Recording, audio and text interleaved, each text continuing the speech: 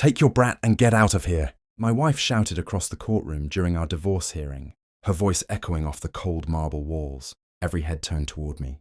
My son tightened his small hand around my fingers. I felt the tremble in his grip, the silent question he was too young to ask.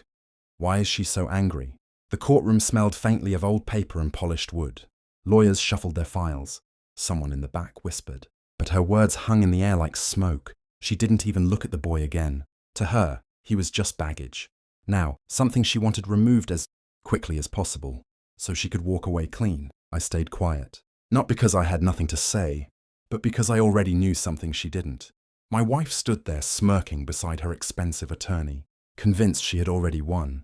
Then the judge adjusted his glasses, opened a new document and calmly said, "Before we finalize these proceedings, the court has received notice regarding Mr. Walker's inheritance." And just like that, the entire courtroom fell silent.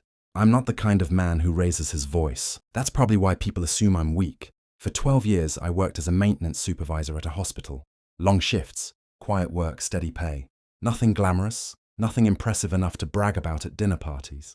My wife, Laura, used to introduce me to her friends with a polite smile and a shrug, like I was a temporary inconvenience she had learned to tolerate. She was different, ambitious, loud, always chasing something bigger. At first, I admired that about her.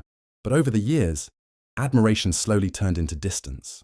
The more successful her social circle became, the more invisible I seemed beside her. I noticed the way conversations shifted when someone asked what I did for a living, the way she would quickly change the topic before I could answer. Still, I stayed, mostly for our son. Ethan was 6 years old, with the kind of quiet curiosity that reminded me of myself as a kid. He liked sitting in the garage while I fixed things, asking questions about how the world worked.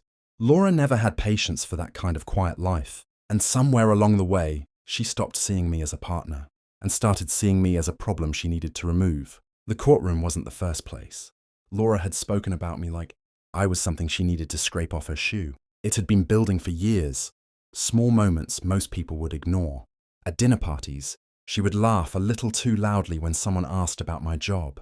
"Oh, Daniel just fixes things at the hospital," she'd say with a dismissive wave of her hand, like I spent my days tightening loose screws instead of keeping entire floors running. Her friends would nod politely, already losing interest. I noticed the glances, the brief pauses, the way conversations would drift away from me as if I'd quietly faded into the background.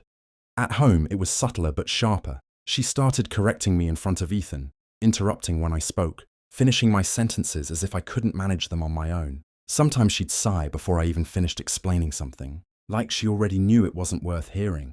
I stopped arguing. Silence, I learned, made people careless. Laura grew comfortable believing I was exactly what she told everyone. I was small, forgettable, easily pushed aside. By the time she filed for divorce, she had already written the story in her mind. I was the man she had outgrown, and in her version of events, I had nothing left worth taking. The moment everything changed wasn't loud. It was quiet, almost forgettable to anyone else. 2 months before the divorce hearing, Laura invited a few friends over for drinks. I stayed in the kitchen most of the night, rinsing glasses and keeping out of the way.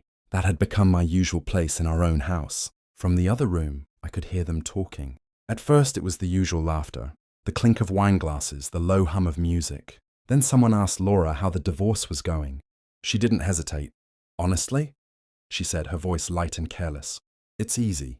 Daniel has nothing. The house will sell, I'll get my half, and he'll go back to whatever small life he came from." Her friends laughed softly. One of them asked about Ethan. Laura sighed. "If he takes the kid, that's even better. Less responsibility for me." The words landed harder than any shout ever could. I stood there at the sink, my hands still under the running water, staring at the dull reflection in the steel faucet. In that moment, something inside me settled. Not anger, clarity. For the first time in years, I realized I didn't need to argue with her version of me.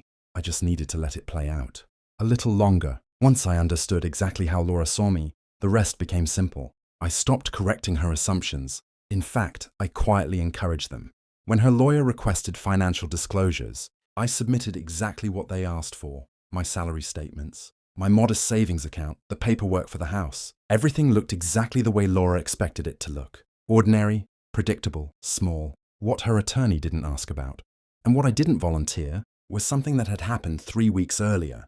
My grandfather had passed away. We hadn't been especially close in recent years, but when I was a kid, I spent entire summers at his place fixing broken radios and lawnmowers beside him. He was the one who taught me patience, the kind that comes from listening more than talking.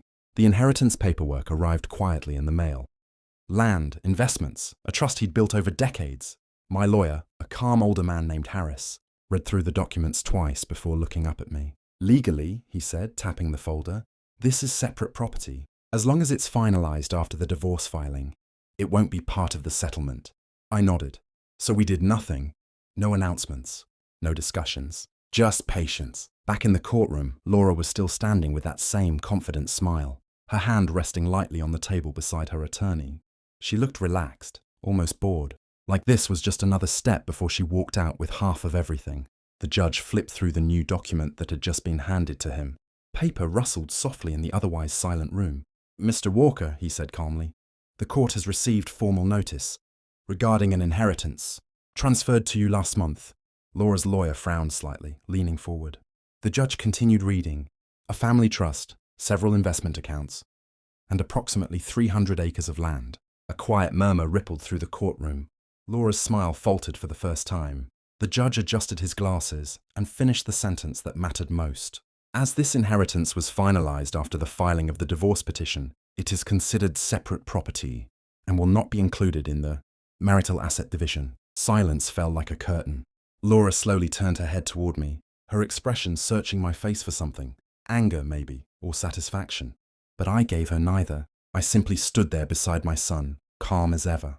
Because the truth was, I hadn't won anything in that moment. I had just stopped letting her believe I had nothing. For a few seconds after the judge finished speaking, no one moved. Then the whispers started. Laura's attorney leaned toward her, speaking quickly under his breath while flipping through the documents again, as if the numbers might somehow change the second time. Across the aisle, another lawyer raised his eyebrows, clearly impressed, or maybe just entertained. Laura, however, had gone completely still. The confidence she'd walked in with had drained from her face, replaced by something far less certain. Not anger, not even embarrassment. Realization. For months she had treated the divorce like a cleanup job, something quick and profitable. In her mind, I'd been the small chapter she was closing before moving on to something better. But now the story looked different. The judge finalized the terms shortly after. The house would sell, the proceeds split as planned. Custody of Ethan would remain primarily with me. Laura didn't object. When we stepped outside the courthouse, people glanced at me differently. Not with admiration exactly. More like respect for someone they had misjudged. And the strange thing was, the money wasn't what mattered. What mattered was something quieter. For the first time in years, no one was speaking for me anymore. Later that evening, Ethan and I sat on the front steps of the small rental house we had moved into after the separation. The sun was setting behind the trees, painting the sky in quiet shades of orange and grey. Ethan was tracing lines in the dust with a stick, completely unaware of how much had changed that day. "Are we okay, Dad?" he asked after a while. I smiled. "We're more than okay." The truth was, the inheritance would change things. It meant security, a better home someday. Maybe land where Ethan could run around instead of playing in a narrow driveway. But sitting there beside him, I realized the real victory had nothing to do with the numbers on a document. For years, I had tried to prove my worth to someone who had already decided. I didn't have any. Now I didn't need to prove anything. Laura walked away believing she had escaped a small life. Maybe in her mind she still had. But Ethan leaned his head against my arm, perfectly content in the quiet evening. And I understood something my grandfather used to say when we worked side by side in the garage. Real strength doesn't shout. It simply waits for the truth to speak.